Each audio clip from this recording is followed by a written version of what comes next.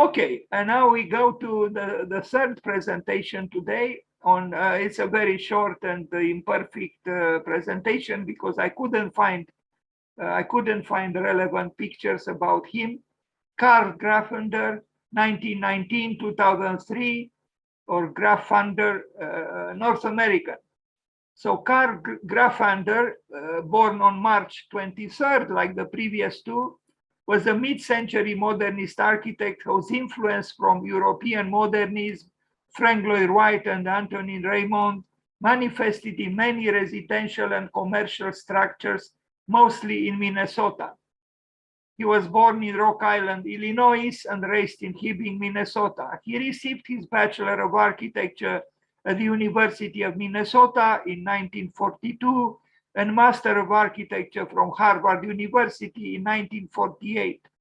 Graffunder was the chief draftsman for Antonin Raymond in New York City from 1946 to 1947. Graffunder taught for the University of Minnesota School of Architecture from 1948 until his retirement in the 1980s.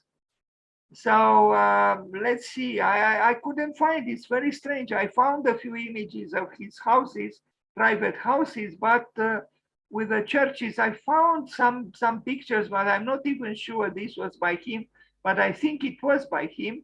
You know, some unsatisfactory pictures. I apologize, but that's what I found. You know, modernist church.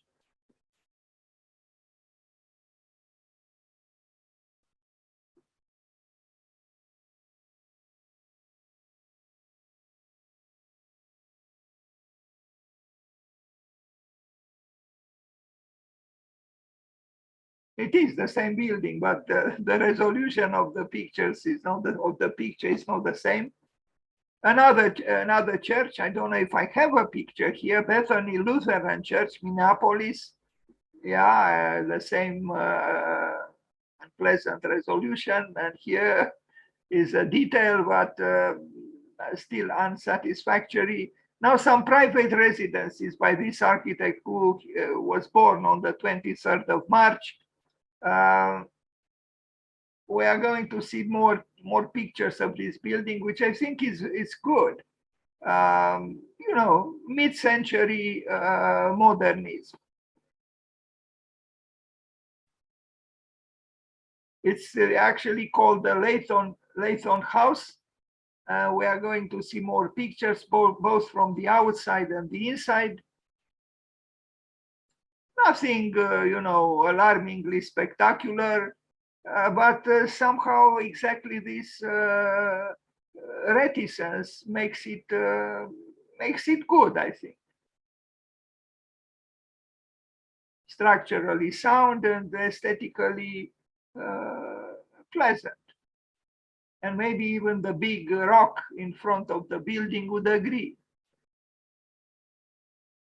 The interior itself, you know, pleasant. It's a good building. Lamp, outdoors lamp. And other houses, a few other houses, and we'll end this presentation, which again is short, but I couldn't find information about this architect. This was built by him, but I don't even know the name of this house. Anyway.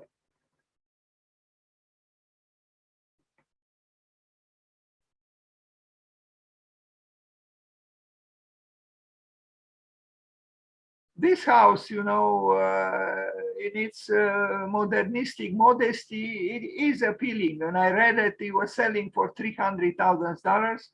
It's not even a lot. I mean, I'm not trying to say that I have this money, but considering with how much properties sell, you know, and this is a house by a well-known architect, or yeah, moderately well-known. This is also an interesting house, I would say. I don't know how it is called. I don't know where it is, but the picture attracted me. It's it's rather interesting, especially what's happening, you know, at the top where you have only narrow, I mean, not tall windows at the top, and then the wooden facade. It's interesting, this building, I would say. By this architect, I knew nothing of 2 days ago. And in Minnesota, in Minneapolis as well, apparently there are very interesting mid-century architectures, both, you know, so-called commercials. Interestingly, even churches are considered to be commercial buildings. I don't think they should be or are, but anyway, and private residences. And now we go, I will end this short presentation today with a house for Akira Kurosawa, because it is the birthday of this great Japanese film director, one of the very best in the world. And some years ago, I launched a competition, a house for Akira Kurosawa. If you want to see in detail the works, you can visit the website I created, icarch.us. But now I'll just go quickly through a review of some images of some of the projects that I received. From Kevin Chu, who I think studied at Bartlett in London, but now he's an architect in Hong Kong. It's impossible to read the text, and the text would be important. Well, you see here the top, the director Akira Kurosawa and his leading actor Toshiro Mifune, a remarkable pair, you know, both the director and Toshiro Mifune, an incredible actor. I would recommend very warmly both any film by Akira Kurosawa and any film where Toshiro Mifune played. I usually don't know a lot about actors, but Toshiro Mifune did attracted my attention. And what I like about this work is that it shows the power of a narrative architecture, you know, which encourages dreaming and knowledge, because in order to make a house for Akira Kurosawa, you have to see some of his films and then reflect on them and then try to express a house, to create a house that expresses something that his movies, you know, themselves expressed. Again, if you want to study it, please go to the website. I'm not reading now or explaining. Plus, I do not know. This was launched some years ago, and I forgot what Kevin Chu wrote here. I just go quickly through some images to show that a creative architecture can be done in the absence of, you know, the stringencies of what we call piazza, the market. Architecture belongs to culture, not to civilization, as correctly Alvar Aalto said. I think Kevin Chu here showed 4 hypostases of the house in the 4 seasons: spring, summer, fall, and winter. And indeed, the house is, you know, during 1 year is susceptible to the transformations in nature. This is, for example, the house in the winter. Anyway, now we'll go to a second house, well, house for Akira Kurosawa, which came from Thailand. Thailand, yes. Students in architecture dream in other countries much more than we do in our country. You see the house for Akira Kurosawa. The house of Akira Kurosawa is designed as an habitable, inspirational landscape depicting his inspirational mind. Truly a remarkable film director. I just show quickly some images of the projects I received.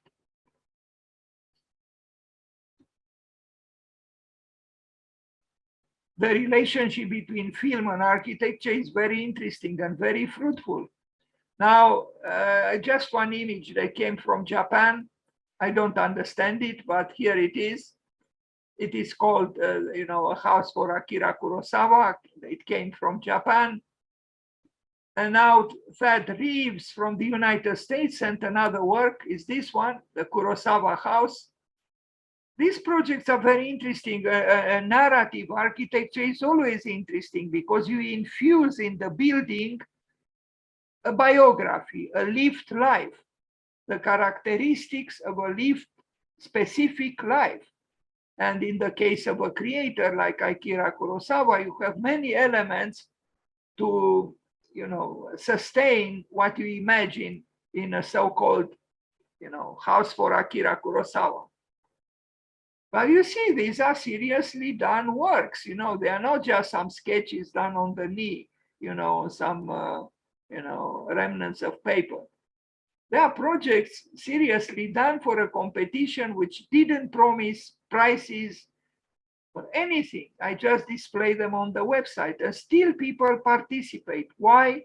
Because they love culture, because they love architecture, and in this case, they love film.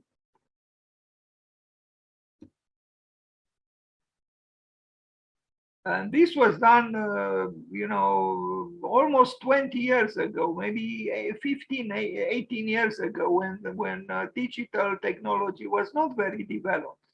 And now we arrive at a work which was actually done by me, but because I do this, I display some of my works under pseudonyms. So that's what I chose at that time. Maybe now I would choose something different, but at that time I said Kirill, Ostra, Russia.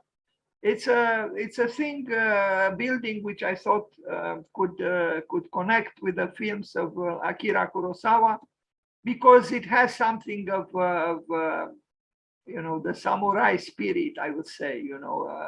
He has beautiful films like The Bodyguard, again with Toshiro Mifune, a beautiful, beautiful film. So, this is what I try to express through an imagined possible architecture. Yeah, I think it's important to dream. Of course, it's not enough to dream. You also have to act. But project or, the imaginings relating to a possible project are a form of doing as well, no? So imagine this was built just as it is. It could have been named a house for Akira Kurosawa, which slowly but surely recedes in space. And with this, I will end this presentation today. Thank you.